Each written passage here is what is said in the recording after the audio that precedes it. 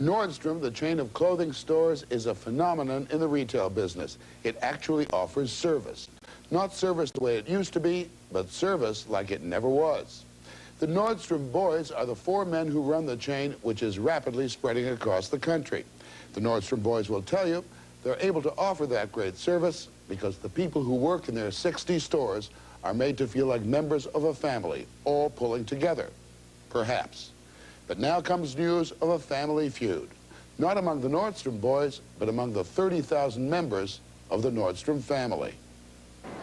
For years, few outside the Pacific Northwest even heard of Nordstrom. The chain of stores based in Seattle quietly grew and gained a gleaming reputation for customer service. Service like no one else would offer. Service above and beyond the call of duty. The company began life 89 years ago when a Swedish immigrant took a few $1,000s made from gold prospecting and opened a shoe store on 4th and Pike in Seattle. It was then a family operation. It's grown into an empire of 60 clothing stores extending from Seattle to California to Virginia and soon to New Jersey. And it remains a family operation. So much so that grandsons John Nordstrom and Bruce Nordstrom and Jim Nordstrom all share the title of chairman. Jack McMillan, a Nordstrom by marriage, is company president. We were raised sitting on a shoe stool on our knees in front of a customer, and that is both, you know, a literal and a figurative posture, and we understand that, and I think our people know that that's what we did. Born servant. A born, if you will, and there's nothing wrong with that. We're proud of it. Nordstrom aims itself at the middle brow, upwardly mobile. Nice clothes for nice people. A smile on every salesperson, a Steinway in every store. And in service, a giant leg up over its competitors. Service is an act of faith at Nordstrom. If they don't have what you want, the salesperson will go shopping for you at a competitor's store. If you need it fast, he or she will deliver it personally. Customer loyalty is legendary. The honor roll of employee acts of outrageous courtesy grows every day. They're called heroics. One of my favorite categories is our salespeople who go out in the parking lot and change the flat tires for our customers. And this comes up not once or twice, it comes up every single month. Gentleman who saw an ad of a blue shirt with a white cuff and white collar, he came in and this great sales gal looked all over, called every store in the company. We didn't have the size. And the next morning, she came by his office with a bag, dropped it on his desk, and there was the blue shirt with a white collar and the white cuffs. And he said, "That's great." He said, "Gee, how did you ever find it?" She said, "Well, I didn't." And she said, "If you need a white shirt with blue cuffs and a blue collar, I got one of those too." None of it would be possible without an army of dedicated foot soldiers. The salespeople, known as Nordies, are said to be all of a type, upbeat, ambitious, and at the same time selfless. When a customer comes back and say, for instance, "Marv, I really appreciate what you did for me. I appreciate that letter you sent me. I appreciate your follow-through in delivering something to me." Now that makes it all worth it. That attitude seemed to be both the myth and the reality of life as a Nordie, until 6 months ago, when suddenly Nordstrom was accused of Nordie abuse. Local 1001 of United Food and Commercial Workers, the union that represents Nordstrom employees in Washington State, said all that great service was being offered at employee expense. Joe Peterson is the union president. There's also a lot of employees who came to us a little over a year ago and said, "We don't think it's fair that we be required to come in on our days off and attend store meetings. We don't think it's fair that we have to pick up goods from another store and not get paid for it.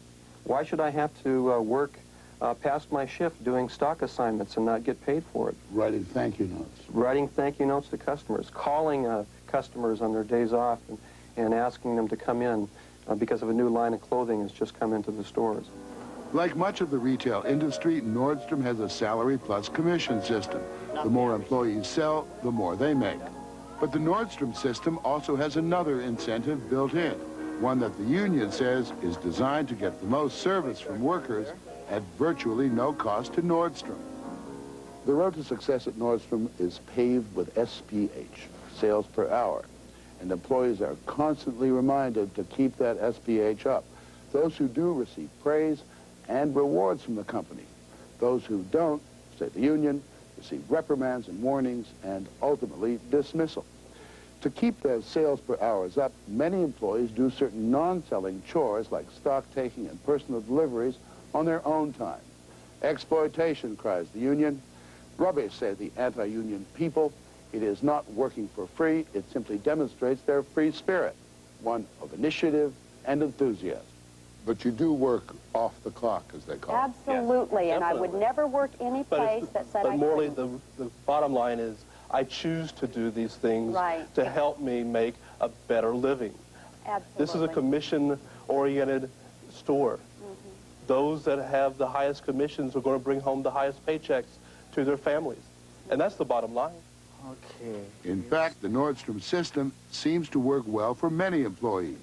David Butler's bottom line for selling shoes last year was $82,000. The union points out that this is the exception. Employees average about $24,000 a year, but that's the highest in the retail business. And some employees say they and the company should get the credit for that, not the union. I've never been asked to work overtime or make deliveries or do anything I didn't feel in my heart I wanted to do for many reasons, and my paycheck reflects that service I give. Everything I do, I'm compensated for in many, many ways. It's not just a clock punching job.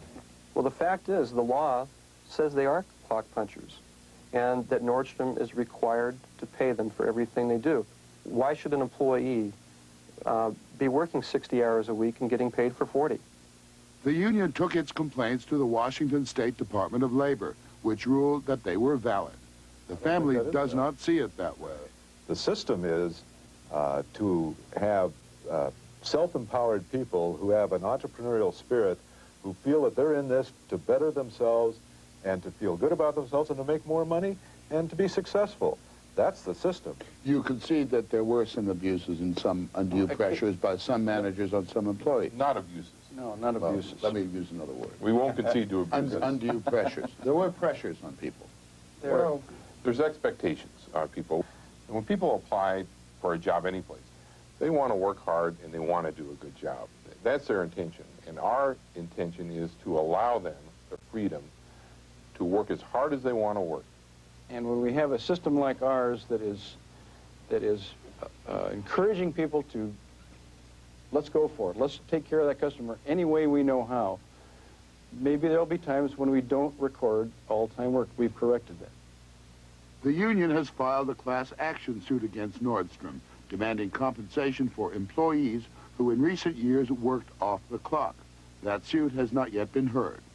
Meantime, Nordstrom has set aside a $15 million fund, from which some employees receive a $1,000 flat payment. For others, a different formula is being negotiated. Are any of you putting in for back pay? No, not at all. If the company wants to give me a $1,000 bonus, my wife will be glad to spend it right here at Nordstrom. But they don't owe it to me.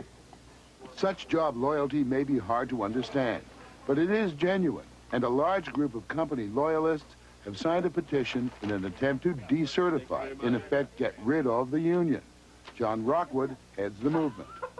I know we're going to win. For the last 10 days, we've been out there collecting signatures at every employee entrance in the Seattle area, and the response has been tremendous. The employees, in fact, got more than enough signatures to send the matter to a vote and to send a message to the union. We do not need outside influences breeding mediocrity and subjugating people. Is that how you would describe the union, as Exactly, some and I would have- organization that breeds mediocrity? Exactly, and I could... Subjugates people? Exactly. The National Labor Relations Board has postponed the vote, and even if it does happen, it will only affect those employees in Washington State, about 1,500 of the 30,000 who work for the company. But the union has managed to damage Nordstrom's proud reputation simply by bringing to light the employees who weren't so enthusiastic about the company's policies. Sean Mulholland was one of them. It was like a snake pit. They'd throw you into the arena, and the strong would survive. Did you resent that work off the clock? Yes. It got to a point where I did eventually. I never really felt it till one time in April, a couple years ago, and a customer had called up and we put a rabbit. He wanted a rabbit delivered to his wife for Easter. So we put a rabbit, stuffed rabbit. Oh. So I ran across the store and got it and charged it on his American Express and wanted to know if we could deliver it for him. And we said sure. Due to the fact it was my customer, I delivered it, and it was a 3-hour, we closed at 6 on Sunday, and at 9 o'clock I was still trying to find the customer's house. If you're going to pay for every hour worked, can you be as profitable? Boy, that's what sometimes professional managers, people brought in to run a business like ours when they're taken over by a conglomerate or what have you. First thing they look at the biggest expense, that's people. And they say, that's where I can save some money. I'm going to cut the cost of people. And the results are disastrous. We'll cut some other expenses. But the most important expense, and we've never tried to cut that, is paying our people for time worked. We got to do that. It's lovely hearing it from the top, from you guys. But down on that shop floor, where the pressures are much greater, on a manager, he feels those pressures, and he exerts those pressures downwards to his salespeople. Any reasonable manager that's been around here very much time realizes that you need the cooperation of your salespeople. A manager's going to be as good as his salespeople. Jim Webster, the union lawyer, says the managers can be brutal. We have the sworn testimony of a supervisor. He said it was routine in his department that people would come in and do the markdowns in preparation for a sale on their own time, on their day off the clock. If they didn't get it done in time, he'd punish them by not scheduling them for work on the first day of the sale. This is no petty violation, and it goes far beyond customer service. It goes right down to the core of the business. Part of the Nordstrom philosophy is to give individual department managers very few rules and regulations and enormous power in their departments. But as the company has grown, that policy has put managers under enormous pressure to keep sales figures up. Brett Rude was a Nordstrom manager for a year. I'm aware of at least 3 situations where a manager has told or done this themselves, ring sales on their own Visa or MasterCard, American Express, or whatever, to increase the sales for that day, okay, to show that, yes, they did have a good day. Themselves. Exactly. The merchandise would later be returned at another Nordstrom branch, so it would not affect the manager's sales figures. We hear the horror stories. We've had the people call in, the pregnant women who worked 2 or 3 15-hour days in a row until she was hospitalized, called at the hospital, when will you be back to work? We're going to have to replace you if you don't show up again. The horror stories of the 20s are present at Nordstrom today.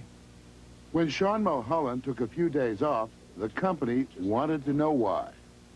And they kept at me. And finally I broke down and started to cry, and I told them in the office what I had. Mulholland had just learned he had AIDS. And I think it really caught him off guard.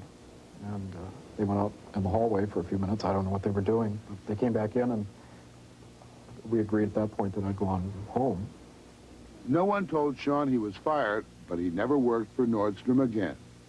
They just, she told me, the store manager told me to go on home, and she'd get in touch with me. And I've never heard from the department manager. Whether I'm dead or alive, I've never heard one word from him. That didn't happen, Morley. That did not happen. We tried to get that young man to come back to work here. We know of that case. We have researched it. We feel very bad if it was true. It is not true.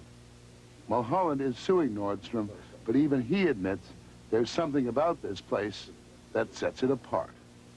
If you got a call tomorrow from Nordstrom's, your old boss, and said, look, we acted stupidly, please come back, would you? Well, I probably would. Sure. If we could work some things out, sure. Yeah. So, you're still one of the family in your heart? Yeah.